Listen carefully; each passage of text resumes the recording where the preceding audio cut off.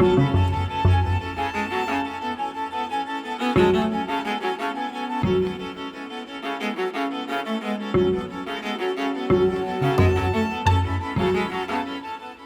I'm Tom Croft and welcome to the virtual tour of my studio.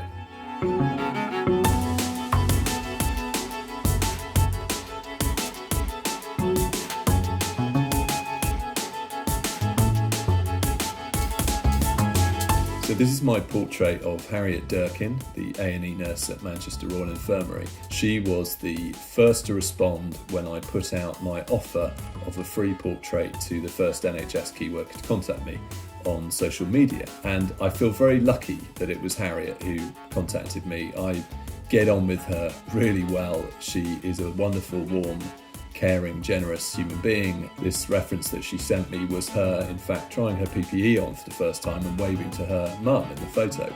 And I just like the fact that we could interpret it as her putting her hand up and saying either hello or just wait there. You know, it's almost that reminder of the need for social distancing and the 2-metre rule.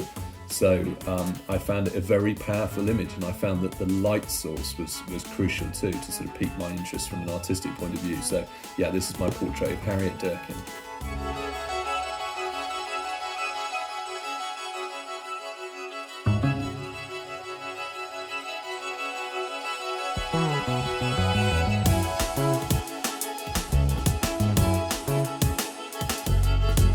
While traditionally portrait painters would work entirely from life, and there are still painters working today in that manner, I like a combination of live sittings where possible and lots of photographic references that I take.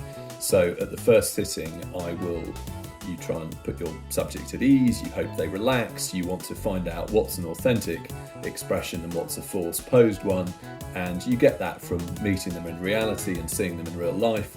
But then also the benefit of photography is that you can capture those fleeting expressions that would be all but impossible to maintain, certainly authentically, for any length of time in reality. So if you ask somebody to smile and hold it, you've got about 2 or 3 seconds before it looks shaky and forced and then possibly even slightly creepy. So you don't want to base a portrait on that. So I take lots and lots of photographs and I then put them into Photoshop. I've got a Wacom tablet and a pen, and I crop various different compositional options to show my client through some sketches that I'll make based on these. And you can colour balance and lighting balance and play around with some different options in Photoshop too. So I think part of the modern portrait painter's skill set needs to also be being across technology.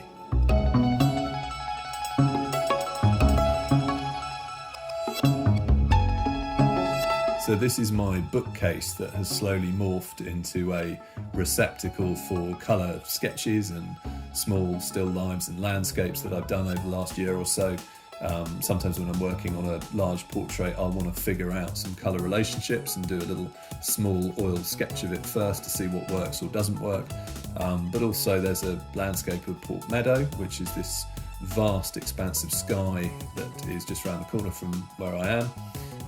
And I love seeing the kind of weather fronts move across it, and you suddenly think, right, I better get back to the studio and try and paint that. That was amazing. I've got one of driving out of London the other day, and there was an amazing sunset, and I needed to capture that. Picture of my daughter putting a bizarre expression next to a light that we felt looked like an eyeball. So yeah, it's a store for my paintings, along with endless Tintin paraphernalia that I seem to collect every time I go to France.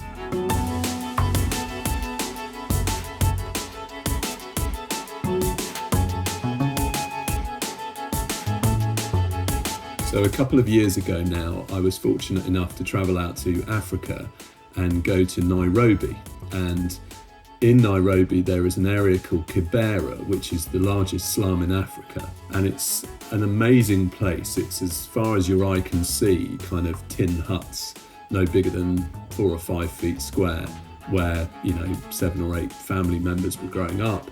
No electricity, open drains, high risks of all sorts of infection. And I got the chance to meet a rap star called Octo Pizzo, who has grown up in Kibera, is very proud to have grown up in Kibera, and is a regular presence there as a kind of, I suppose, sort of visual inspiration to and presence to people to realise that you can get out. He's very proud that he's made it out. He's very proud he's from there. It was an extraordinary, life sort of changing in many ways experience of just sort of walking through. And I remember talking to my youngest kid and saying, when we were thinking about what the experience might be like on the way over there, we had made lots of very patronising assumptions about how there might be a lot of crying, a lot of sadness, a lot of people looking very down.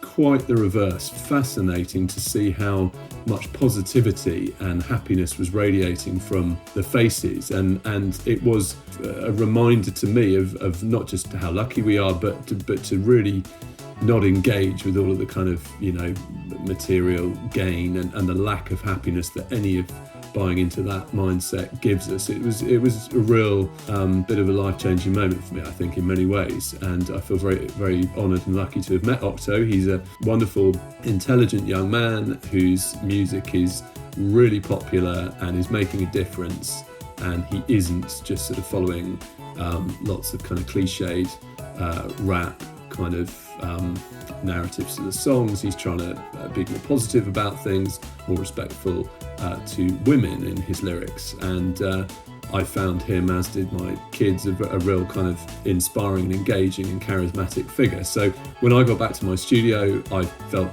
kind of moved to share him and Kibera as much as I could back in kind of middle class Oxford, and so I did this portrait of him. I took a load of phone pictures at the time when I was there, and you can see that in the background we've now got the slum of Kibera, and I wanted to give that sense of kind of him almost regally surveying his land. It felt like that is where he's from, but he's now almost kind of the master of it, going back there.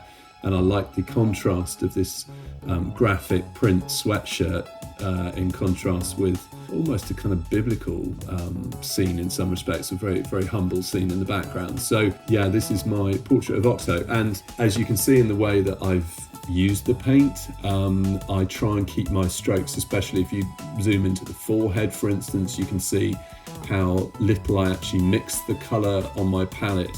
I like to keep things fresh, I like to keep things suggested out, but then when you zoom back out, hopefully the tones and the colours are correct enough to make sense. So I want to keep that kind of energy in the marks, and it was a really significant portrait for me of Octo Pizzo, the rap star.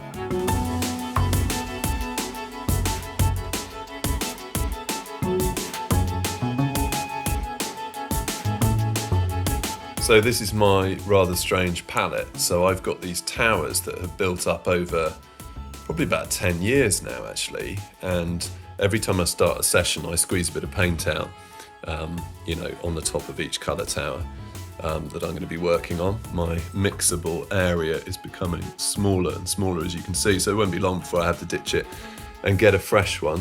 But the paint at the bottom of these towers is completely dry. I don't know, I kind of like it. It's a sort of alien landscape. It's built up. I'm 6'7", so it's quite handy. It's slowly rising up to be the right level for me when I'm standing up to paint. I certainly know where to squeeze out each colour when I start a new session. I've had lots of cheeky people comment that it's the best thing I've ever done, certainly better than anything on the walls here. I've had people offer to buy it, bizarrely. And somebody suggested I should enter it into the Turner Prize because it's kind of the story of portraiture over a decade.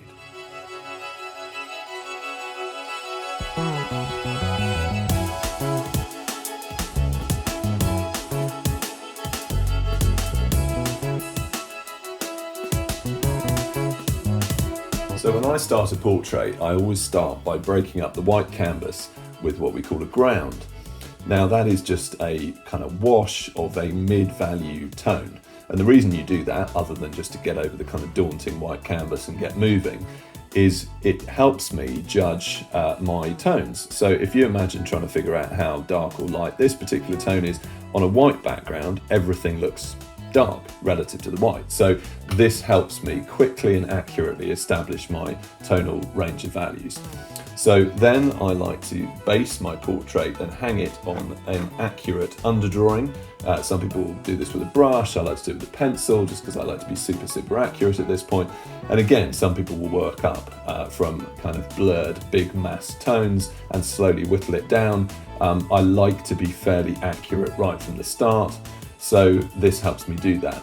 The other way I do it is I put a grid over my canvas, I put a grid over my reference, and that obviously helps me drawing up, being super accurate.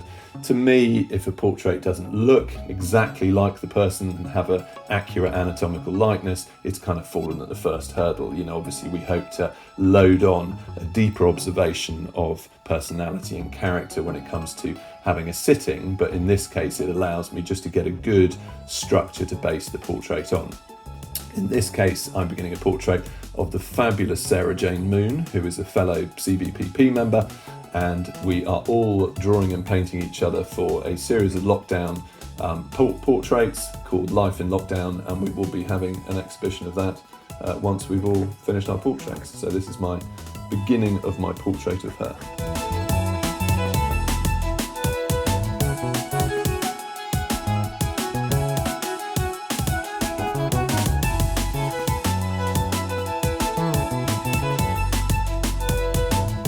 Thanks for having a look around. If you'd like to come and see it in reality, or you would like to discuss any potential commission, then please drop me an email and I would be delighted to speak to you.